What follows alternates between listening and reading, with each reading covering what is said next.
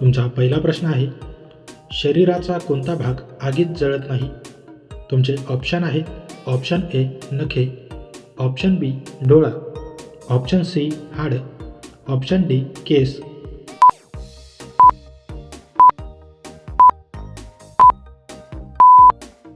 तुमचे बरोबर उत्तर आहे ऑप्शन ए नखे. तुमचा दुसरा प्रश्न आहे, कोणता जीव दुधापासून पाणी वेगळे करू शकतो?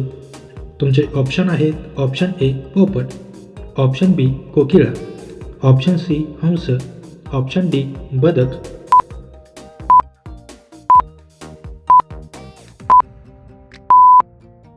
तुमचे बरोबर उत्तर आहे ऑप्शन सी हंस. तुमचा तिसरा प्रश्न आहे, भगवान बुद्धांना ज्ञानप्राप्ती कोठे झाली? तुमचे ऑप्शन आहेत option A Sarnath, option B Kushinagar, option C Bodhgaya, option D Vaishali.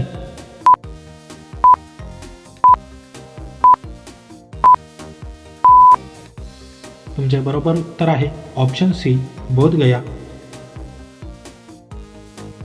तुमचा चौथा प्रश्न आहे, भारताचा राष्ट्रीय जलचर प्राणी कोणता आहे? तुमचे ऑप्शन आहेत option A shark, option B whale, option C गंगेतील डॉल्फिन, ऑप्शन डी मगर.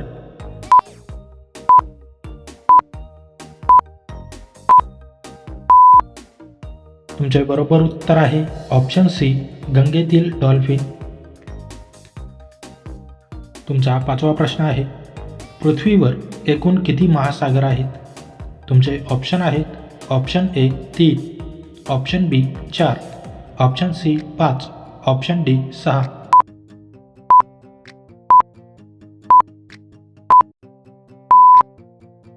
तुमचे बरोबर उत्तर आहे ऑप्शन सी 5. तुमचा सहावा प्रश्न आहे, भारतात कोणत्या राज्यात सूर्य सर्वात आधी उगवतो? तुमचे ऑप्शन आहेत option A Assam, option B Arunachal Pradesh, option C Paschim Bengal, option D Manipur.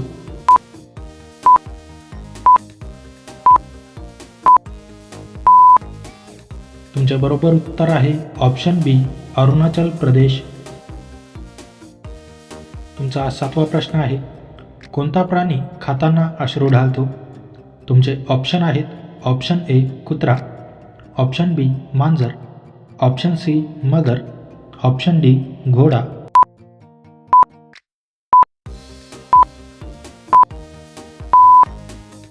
तुमचे बरोबर उत्तर आहे ऑप्शन सी मगर. तुमचा आठवा प्रश्न आहे, आंघोळ करताना आधी डोक्यावर पाणी ओतल्यास कोणता धोका वाढतो? तुमचे ऑप्शन आहेत ऑप्शन ए सर्दी आणि खोकला, ऑप्शन बी स्ट्रोक, ऑप्शन सी ताप, ऑप्शन डी खोकला.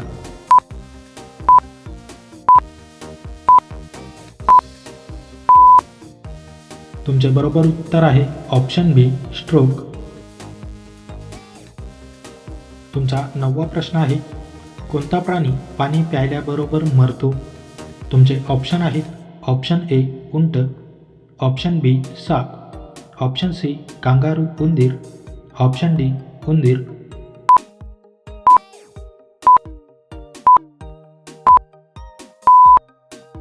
तुमचे बरोबर उत्तर आहे ऑप्शन सी कांगारू उंदीर.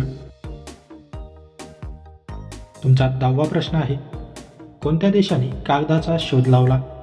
तुमचे ऑप्शन आहेत option A Bharat, option B चीन, option C Egypt, option D Greece.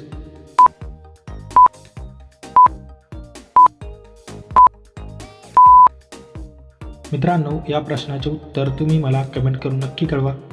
Video आवडल्यास व्हिडिओला लाईक, शेअर आणि माझ्या चॅनलवरती नवीन असाल तर चॅनल सबस्क्राईब करून नोटिफिकेशनचे बेल आयकॉन ऑन करायला विसरू नका. चला तर भेटूया पुढच्या व्हिडिओमध्ये. जय हिंद.